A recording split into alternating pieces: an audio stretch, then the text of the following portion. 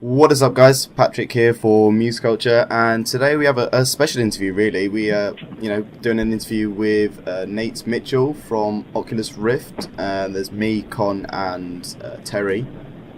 So hello, Nate. How are you? I'm doing well. Thanks for having me. That's great. So I thought I'd start off with really the origins of how you got into being a part of Oculus. Could you tell us about how you got involved with the project? Yeah, absolutely. So, let's see. Going back to pre-Kickstarter days, Brendan, Michael, and I were all working at Gaikai on a product team there. Gaikai was the cloud gaming company that was purchased by Sony. And right after E3, sometime in July of last year, we were introduced through a mutual friend to Palmer. And Palmer was obviously working on the Oculus Rift project. He'd been posting a lot of his designs and prototypes in MTBS 3D, which is a popular VR and stereoscopic 3D forum and community on the web. And Palmer at the time was considering doing a Kickstarter for the Rift to really bring together, frankly, the money to buy a number of the parts in bulk and then ship them out to other people in the community who are interested in building that Rift prototype. And kind of when we met, there was this great partnership to be had between a team, Brendan, myself, and Mike, who had done software in the game space, middleware especially, and an incredible hardware product from Palmer that needed great software to go with it. So we ended up investing in a Kickstarter and, revamped that a bit, and the rest is history. Brendan's leading on the business side and the product side along with me. Mike was the initial architect and really implementer behind the Oculus SDK, and Palmer is one of our lead hardware architects and hackers. So really an awesome team to be a part of. And, we've been working together now since basically last August when the Kickstarter kicked off, and everything's going really well. So you talk about the Kickstarter, and that contributed, I believe, $2.4 million of the $16 million raised so far. So what were you expecting from the Kickstarter goal? Because you set the goal at the time was $250,000, and you far exceeded that. So what was your goals with the money you would get from the Kickstarter project? Right. So with Kickstarter, we set the goal as $250,000. There was a lot of debate internally on where we'd land, if it would be lower or higher. And in fact, I recall receiving a call from Palmer the night before the Kickstarter launch, discussing on whether we should make a last-minute change and raise the number to 150 or even 100,000, because at the time he was saying, even if we sell only 100 headsets, Nate, that's still incredible. But we opted to go for something a little bit bigger. When we crossed, the 1 million mark and then the 2 million mark, it was definitely super humbling. It was great to see that much excitement in the community, and we definitely believed that there were developers out there just like Brendan, Mike, and I, who wanted to be able to work with the Rift and wanted to be able to work with VR, but didn't necessarily want to hot glue and solder one together. The community just really stepped up and showed that there was huge interest in the product. So with the Kickstarter money, that $2.4 million really let us know how many of the product, how many of the original development kit we should expect to manufacture for our first run. And in doing so, we really eliminated a lot of the risk behind, setting up manufacturing. And it's more or less, it really lets you set up your entire manufacturing and production pipeline along with logistics and supply chain. And by getting all of that in place with basically an initial run of X number of units, in our case, roughly 7,400, we were able to kind of kickstart our whole manufacturing process and then effectively take pre-orders, on top of that going forward, and just kick them off the line much more easily than, if we kind of had to do it all a bit more blind. Does that make sense? Yes. Yeah, that's really interesting how... so the extra money that you gained from the Kickstarter, did that just really help fuel the costs of everything? Or did you use that money in different ways that you never first intended because you didn't expect to get as much? To be honest, most of it really does end up going to just manufacturing more units. Kickstarter money, I can't recall how much of it wasn't from dev kits, but the vast majority was from dev kits. But when you talk about, all really the work required to get all the manufacturing pipelines set up, along with the cost of goods for the units, basically, by having that higher number, we're able to lower the cost of units. We're able to get a manufacturer more excited about the product. But at the end of the day, we really spent most of that money on building those 7,400 units and getting them to customers. Logistics is a tricky thing. We undercharged there. And so it all kind of evens out at the end of the day. We also spent some of that money on, travel and a little bit on salaries. It's hard to say exactly where it all goes, but the vast majority of it goes to making sure we deliver the rewards that people pledge for. Yeah. So one of the first video you see on the Kickstarter campaign is Hawken gameplay, and people talking about how the fact that Hawken on the Rift is such an immersive universe and experience. So with some of the big games like Half-Life and Team Fortress and Hawken as well, all being available on the Rift, do you think the Rift, or has the Rift attracted bigger developers now? Because I know it was you have the store, isn't it, that allows smaller developers to post testings of games and stuff that they're developing for the Rift. So are bigger developers interested in producing titles that would have Rift compatibility? Yeah, I think the answer is absolutely. We've seen a number of developers get involved. There's just so much excitement in the Rift, even from just, I would all say it's a lower level. It may not be that the entire team believes that their AAA games should be Rift compatible, but there are almost some team of engineers on a game project who has an Oculus Rift dev kit or multiple Oculus Rift dev kits that end up getting it working with the game engine. So I think the main thing with games like AAA game developers, like if we're talking about, Activision or EA, we've already seen some of them announce Rift games like Valve. But for a lot of those AAA devs, their dev cycles are long. And so while some of them may or may not be working on Rift games, and some of it we just can't talk about who's working on what because we leave that really up to developers, their timelines are aligned more with our consumer launch, and so they are kind of working behind the scenes on projects now. But I think you'll see a lot of momentum around, from AAA developers, starting to build games for VR. Probably they'll start with ports and then move to made for VR experiences. But there should be some really exciting content, day one launch, and that's something that we're really dedicated to making sure happens. So Nate, you said that earlier on in the call that you got together with Palmer and started with the Oculus Rift. Did he already have a working Oculus Rift prototype before you got involved? And what was your initial reaction to actually trying the Oculus Rift? I mean, did you think it was something that was really going to take off? Were you doubtful about it? How did you feel when you actually first put it on and tried the unit? Yeah, so to clarify, Palmer absolutely had the Rift design worked out before we started the company. In fact, technically he founded the company before we even all got together because he founded the LLC to do the Kickstarter. The Kickstarter obviously changed, but at the time, the Rift was shown at E3 2012 by John Carmack. And actually, that's really what kicked off so much of the excitement and momentum, and that's what led us to, into meeting Palmer. And the way that kind of went down is, like I mentioned before, Palmer had been posting his designs and prototypes on NTVS 3D.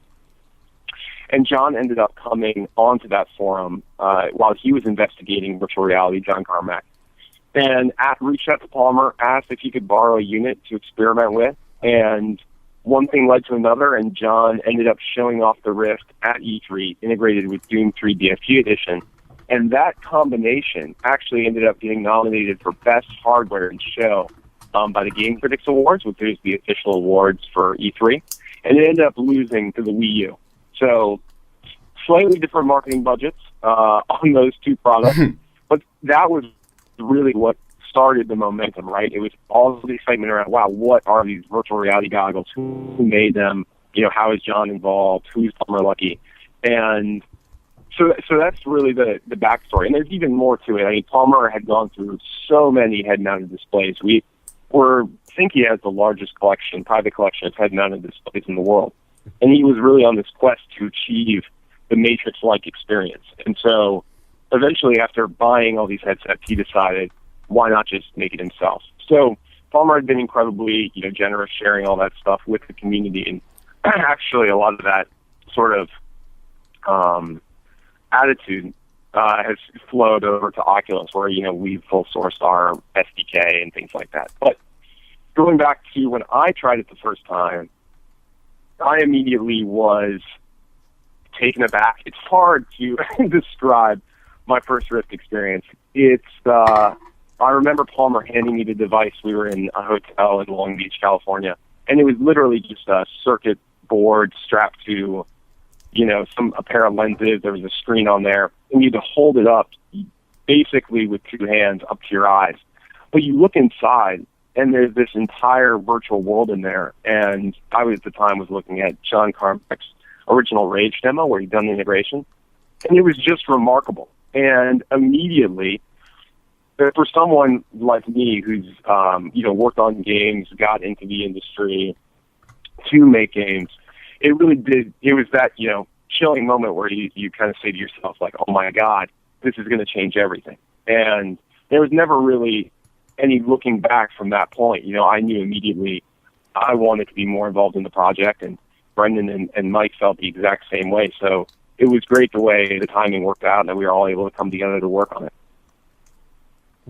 So you say that about the way you try different displays and stuff like that, and currently the developer version that you ship out has a 720p display, and there's also a 1080p version, one that we got to try when we were at Eurogamer, actually playing Hawken, which Con had used, and he said it was a noticeable increase in immersion from the 720p.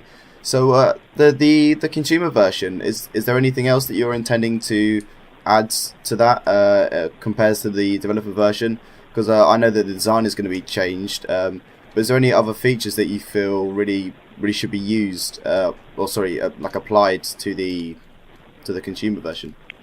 It's a tough question. There's a lot of stuff that we've added or changed or improved for the consumer version of the Rift.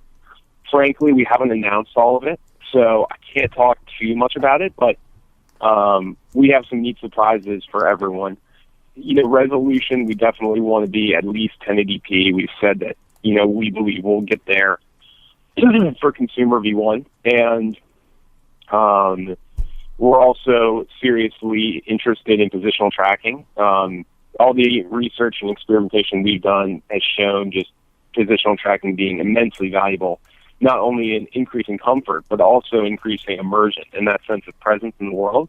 Right now, to clarify positional tracking, right now we track the orientation of the user's head very, very precisely in real time, but that's really only 3 DOF orientation, right? So positional tracking lets you add that, add the ability to track the player's head movement in 3D space. So if the player leans to the left or leans to the right, or maybe leans down to read a computer monitor in the world, right now, the Rift, because there's no orientation change, it doesn't reflect that movement in the virtual world. With positional tracking, we'll be able to track the player's movements, in any of those dimensions pretty precisely.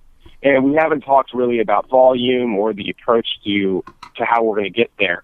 But we've got a number of prototypes working in the lab, and we're pretty optimistic that it'll be there for the consumer version. We definitely think it's one of the most important things. Other items, improving the ergonomics, the weight, the durability, potentially using new lenses. Again, this is all up in the air, and we've got a few tricks up our sleeve that, won't necessarily affect developers, but will really improve the overall quality of the experience that end users receive. So, we're going to have more news on that as we approach the consumer launch, but people who have the original dev kits should definitely be excited. So I have a good idea. Well, personally, I think it's a good idea. Now, give me your honest opinion if you think you could add this to the Rift. So you have the Rift itself, and at the moment it's just the headset, almost like ski goggles, and you have the cables coming down the side. Could you attach a headphone jack to the headset, so then your headphone you wouldn't have to have like two cables, so you could have the headset cable for your headphones, which you put over the Rift. Could you have that like a socket on the headset? Because I feel that, I don't know, for me personally, I think that's a good idea. So anything is possible. It's one of the exciting things about hardware and software engineering. Well, lots of things are possible. Headphones and audio, that's something we've been investigating quite a bit, and we haven't really decided, to be completely honest, on what approach we're going to take for the consumer version. Because if we do deliver an audio product ourselves, we'd want it to be super high quality. But in terms of what you're talking about, just bringing a headphone jack onto the device, that would be absolutely doable. And it's something that we're actually looking at.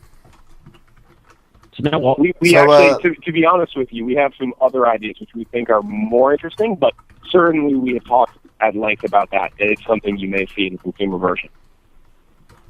So do you feel that, say, a 5.1 surround sound headset like the Astros or the Turtle Beach equivalent, do you think that would also add to the immersion? Because I know I've played with them before on a normal monitor, and then I've played on the Rift. At Eurogame, I played a game called Dream, and that was just using normal headphones. But do you feel that there could be a really good marriage between the two, where it really gives you the most immersive experience possible? Yeah, I do.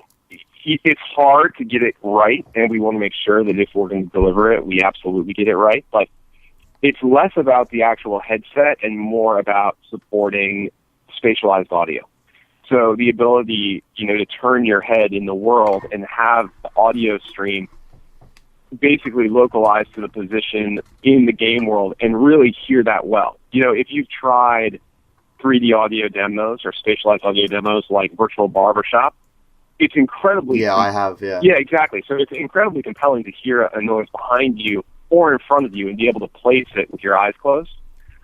That's something that really does ratchet up a level of immersion in virtual reality. And we think spatialized audio, we really do believe spatialized audio is going to be, how do I want to phrase this, a key part of the future of VR, and definitely something we want to help champion and help developers integrate. But spatialized audio has also had a tough road in the games industry. It's never really been adopted and pushed out because so many users end up playing the audio back through speakers or, crummy headphones that it isn't showcased well. And it's really hard to do right, frankly. So the short answer is spatialized audio will be a really neat feature for VR in the long term. I don't know where we'll get to for the consumer launch, but it's definitely something you're going to see us talking more about and hopefully championing more in the coming months. I've got to admit, while you two have been chatting about this, I've been on the OculusVR.com website continuously clicking the pre-order, trying to see the status of where my developer kit is, because I have ordered one. I really, really, really can't wait to get my hands on it now. But, Nate, I just wondered, Patrick did say we went to Eurogamer and we both had a go on Dream, and I was fortunate to have a go on Hawken, which I thought was absolutely amazing. But there's two questions I'm going to ask you here. One, what is your favorite game that you have played on the Oculus Rift? And two, have you had a go on the Oculus Rift and the Omnipad together? Because unfortunately we didn't get to go on that, but I'm really, really cheeky, and I have ordered an Omnipad as well because I really can't play them. So again, favorite game on the Oculus Rift, and have you had a go on the Omnipad and the Oculus Rift together? Sure. So first question, my favorite game on the Rift, I will say that there's a ton of clever VR Jam games. I really enjoyed a number of those, like CS and Dread Halls, and even like Half-Life 2. It's a remarkable experience. Playing through that again in VR is something really special. I also think Hawken is remarkably good. We've demoed that a ton. But my favorite game has got to be Eve Valkyrie. Not many people have had the chance to play Eve Valkyrie. They showed it at E3 and then at Gamescom, the CCP guys. But it's a game, designed by a team who just really, designed by a super talented team that really build it from the ground up for VR. So it's one of the first AAA games where you have no compromises, and they really focus on, what is the most fun experience we can deliver for virtual reality. And when you make design decisions around VR, you get a very different experience, and I think that's why not only is Valkyrie so much fun, but it's also been so well received by the media. So many people are, writing, "Oh my God, this is the gaming experience I've been waiting for all my life," and it really does feel like that. It makes you feel like a kid again, for lack of a better term. But sure. So, Eve Valkyrie, if you have the chance to play it, I highly encourage you. The CCP team that's working on it is just awesome. Huge fans of those guys. Omni. I honestly have not had a go on the Omni. Jen and the Virtuix team, they probably owe me a go, but we haven't just had a chance to link up and make it happen. So I know Palmer's tried it. In fact, he tried one of the earlier prototypes before they launched the Kickstarter in Austin last year at South by Southwest. So I really can't speak to it myself, but there are guys on our team who've tried it. It's definitely exciting.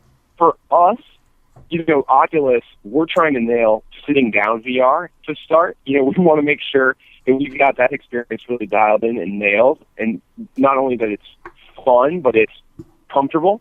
And we want to really nail that down first before we get you standing up, running around, basically blindfolded in the Rift. There's definitely a few liability concerns there, but we'll see where it all ends up, and we're excited to see what Omni ends up with in the long term.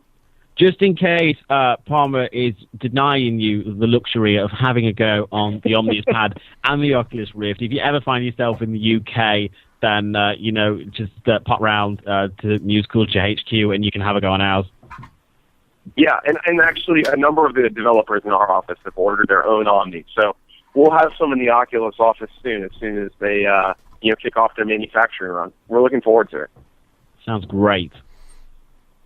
So I thought I'd go back to you talking about the Omni, one of the only peripherals really. You call it a peripheral, it's kind of almost, it's bigger than the Oculus Rift. It could in fact be a big part of the immersion. But so in terms of peripherals, do you see that people are going to start creating accessories and parts? Because the Oculus Rift isn't available to the general public yet, although they can buy it as a developer kit.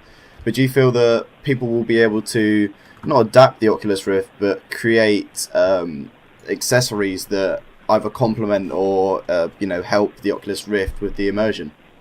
Yeah, I do. It's early days for VR, or at least the VR as we're sort of talking about it today.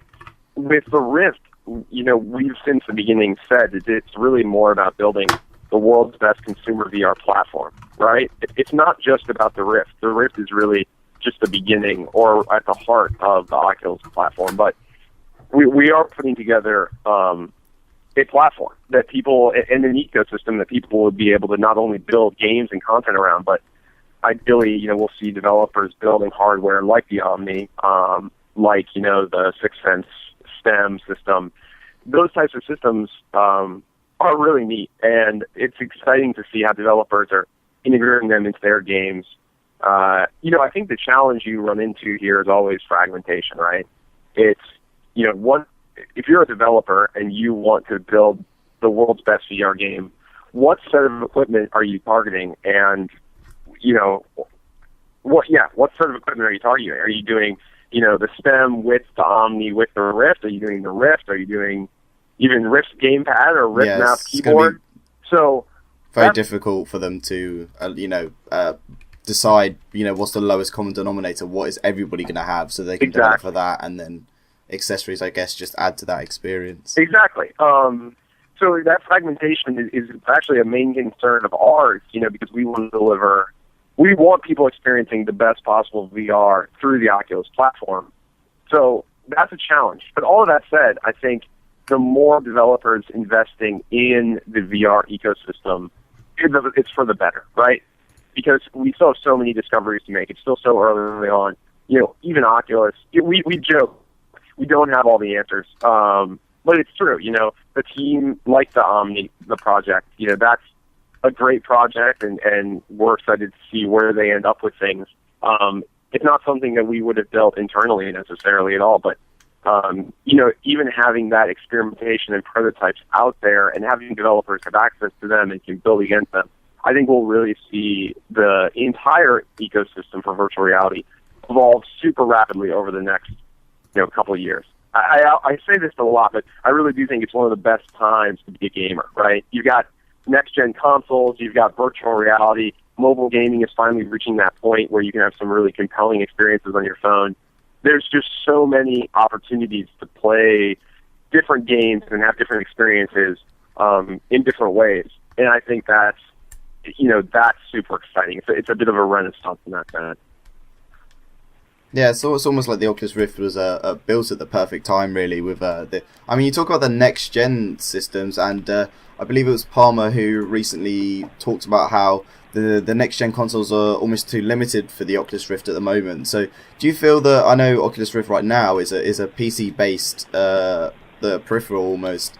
So, do you feel that maybe in the future that consoles could be incorporated into the next gen? Obviously, you'd have to get the developers on your side as well, which I'm sure wouldn't be an issue.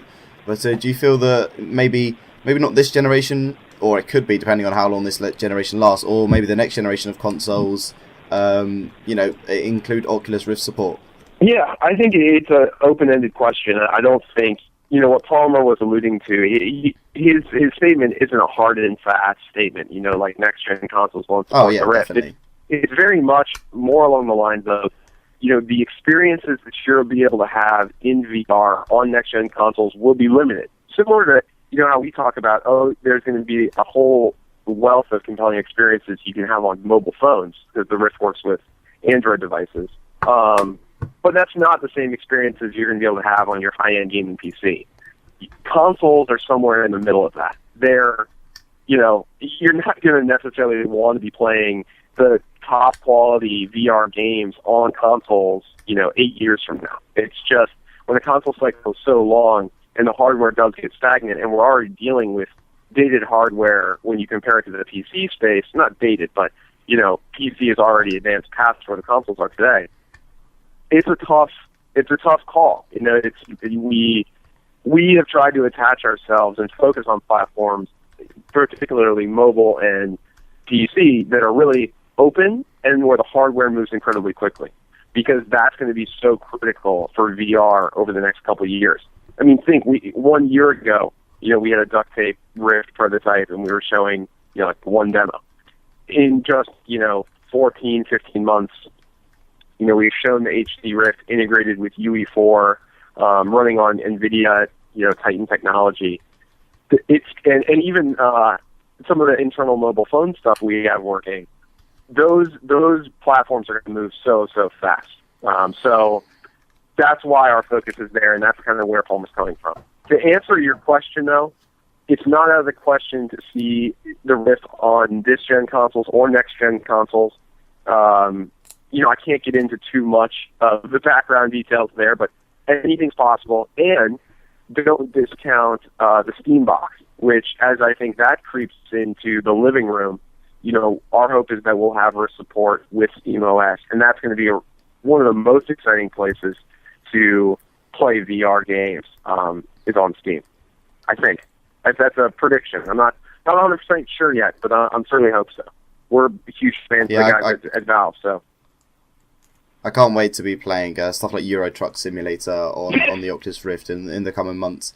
So that should be really good. Yeah. So that's all we got time for today. We're wrapping up about 30 minutes now. So I'd like to thank Nate Mitchell for allowing us to interview him. And if any of you guys want an Oculus Rift, just visit oculusvr.com, I believe.